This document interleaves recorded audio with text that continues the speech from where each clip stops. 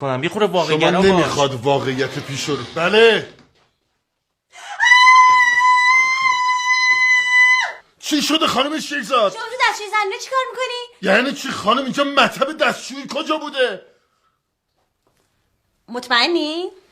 بله بفرمایید. ببخشی خیالم راحت شد. آخه میدونی دیروزم میخواستم برم دستشویی نمیدونم چی شد یهو رفتم رو پشته بود. سوار آسانسور شدین حتما. خانم شیرزاد بفرمایید هیچ تلفنی هم وصل نکنید خانم. بله. ببین اگه خانمتون تماس گرفتن چی؟ اونو وصل کنید. بله. زنمه. بله زنتون. ببین این خانم ببخشید اگر مادرتون تماس گرفتن چی؟ اونم وصل کنید خانم مادرمه. بله. ببین من فقط ببخشید آقای دکتر اگر پدرتون تماس گرفتن خانم تمام اعضای خانواده ما وصل کنید. ببخشید اون وقت اگه یکی زنگ زد که قبلا عضو خانواده‌تون بوده الان نیست چی؟ یعنی چی؟ کتی خانومو میگم دیگه قبلا عضو خانواده‌تون بوده خانم الان وصل نکنید بفرمایید وصل نکنید. بله. ببین ببخشید اگر که یکی از دوستاتون مثلا از راه دور تماس گرفتم مثلا اروپا من وصل کنم؟ اونو وصل کن. بله. از شهرستان چی؟ اونم وصل کنید خانم بفرمایید. شهرستان تهران؟ خانم وصل نکنید بفرمایید. تهران رو وصل نکنید. بله.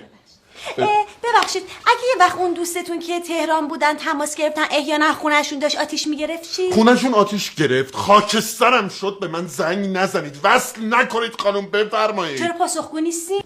بفرمایید خانم. شما مسئولین همتون همین. خانم بیرون.